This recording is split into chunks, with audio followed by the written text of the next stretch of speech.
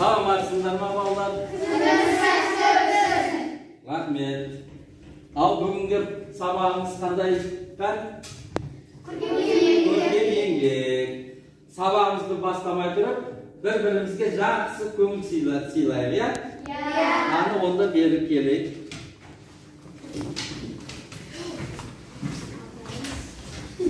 Бір екі деп ауып тұрыңдар.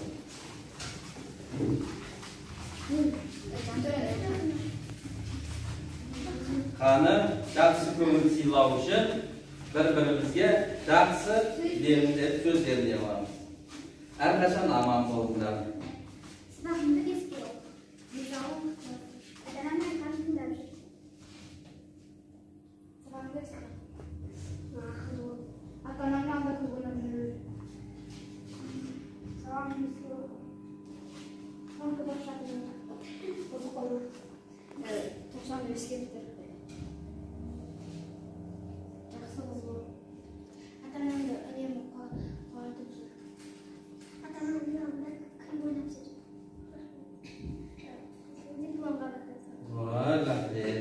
Ал енді топқа бөліміз үшін әрқайсымыз екі топқа бөліміз. Біз екі топ таңдаймыз. Сақина және моншақтар. Бірінші адам сақина дейді, екінші адам моншақ, солай ақылап кетеді. Қол ұстайық. Қаны балым? Сақина. Моншақ.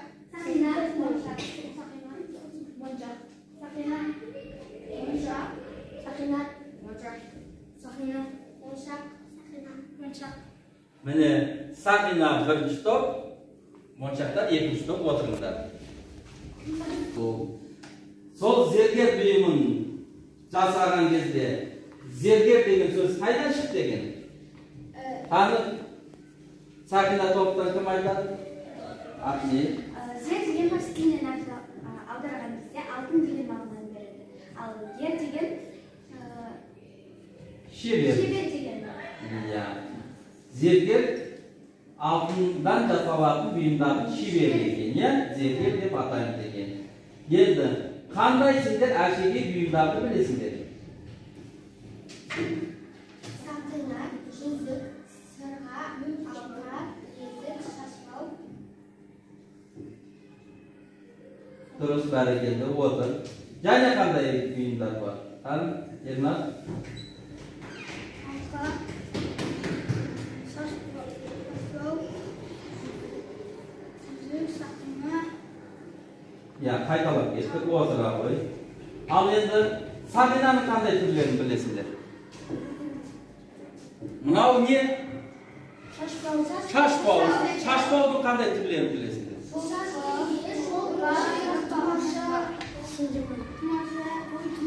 Дұрыс, бәрекелді.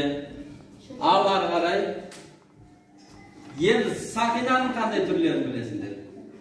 Мынау білезіктің түрлері. Сырға,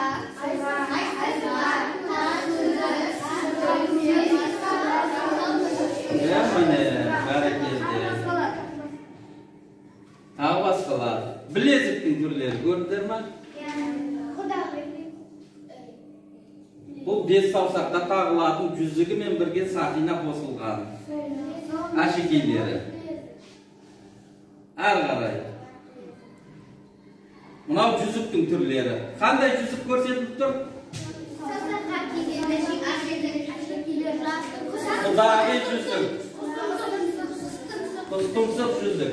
Және сақина. Бәрекелді. Мынау белбеудің түрлері. Мынау ер адамның белбеулері. Көрдіңдер ме? Барлығы жаңағы аңшылыққа баратындары бөлек, әшекей үшін тағатын белбеулер бөлек. Жеке-жеке арналған. Ал балалар міне қазақ халқының зергерлік бұйымдарымен танысып шықты. Сол зергерлік бұйымдарды жасаудан алдын біз оның бір сызбаға сүйеніп жасауымыз керек. Ондай сызбаны нобай сызба деп атайды. Нобай сызбасы немесе білезікті, Соның барлық нобай сызбасы болуы тиіс. Сол үшін бүгінгі сабағымыз зергерлік бұйымдардың нобайын жасау. Өздерің ойларынша келешекте қандай мен бір зергерлік бұйым жасамақшымын. Сендер сол нобайды сызуларың керек өздерің. Ал бүгінгі сабағымыздың мақсаты өздеріңнің шығармашылық идеяларды іске асыру үшін нобайлар, техникалық суреттер мен сызбаларды орындау. Яғни жаңа айтып жатырмын, келешекте қандай зергерлік бұйым жасамақшы едім. Соның нобайын көз алдыңа елестетіп, оны қағазға қаламмен түсіреміз. Міне балалар, қазір біз мына видеодан қарап, нобайды қалай сызу керек екенін көреміз. Нобай қағаз бетіне салынған ізденіс сурет. Жобаның ең алғашқы ізденіс нұсқасы. Суретшінің алғашы ойының қағаз бетіне түсірілген нобай деп атайды. Конструкторлық сызбаларда нобайды сызықтар және сызбалар ретінде қарастыруға болады. Көп жағдайда сызба деп суретшінің қолымен жасалынған, көзбен, шамамен өлшемі түсірілген ізденіс суретін айтуға болады. Нобай түрлі сызықтардан тұратын, жылдам салынған, аяқталмаған сурет. Нобайды әртүрлі техникада да орындап шығуға болады. Әрбір жасалынатын ауқымды жобалардың барлығы ең бірінші нобайлар арқылы нақтыланып, сосын ғана ең соңғы шешімі жасалынады. Зергерлік бұйым нобайы. Балалар, фото суретке назар аударамыз. Балалар, бұл белге тағатын белбеуге, белбеудің көптеген түрлері бар, соның бір түрінің нобайы. Фото суретке назар аударамыз. Мынау сымнан жасалатын сақинаның тәсілі қандай жасалу?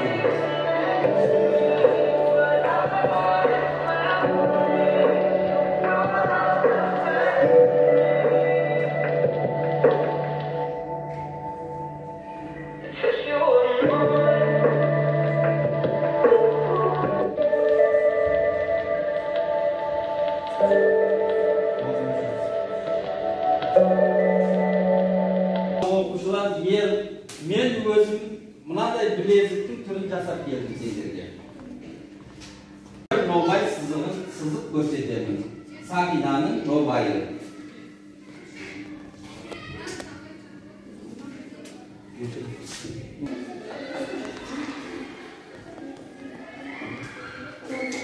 Не балалар, сақинаның нобайы. Сендер өздеріңнің қандай сақина жасағыларың келеді? Немесе сырға жасағым келеді, соның сызбасын сызамыз. Ал енді сызбаның өзі үшке бөлінеді. Техникалық сызба, нобай және жай сызбаның өзі.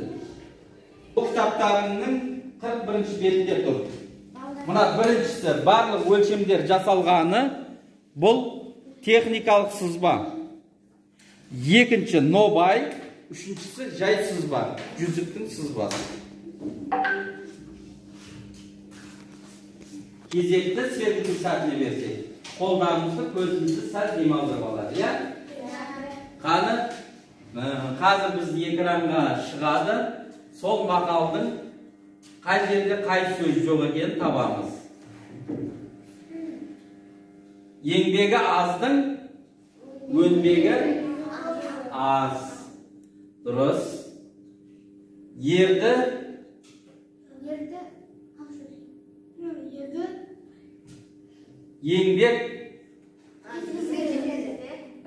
еңбек жеткізеді. Ердің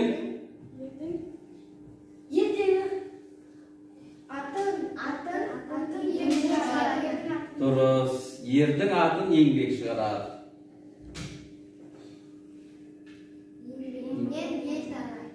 Еңбегің татқаның қазір көреміз. Қателестік бар. Еңбегің қатты болса, тәтті болады. Жаңбыр менен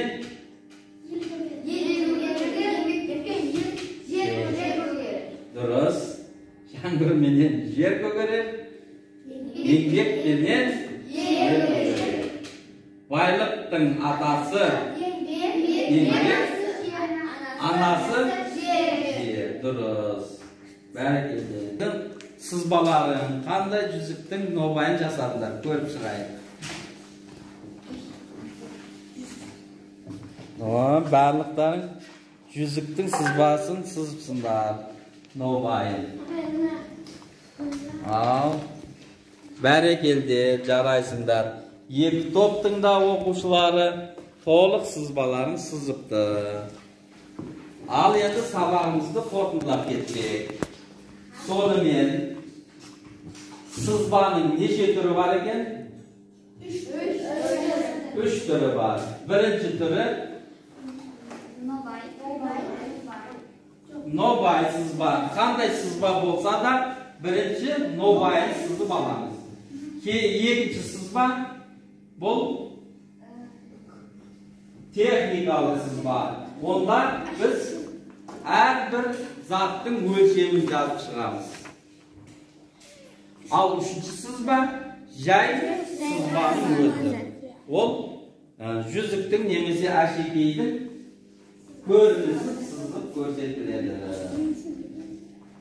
Ал енді сендер үйге барып, осы сызбаларыңнан қандай әшекей жасайтындарыңды белгілейсіңдер.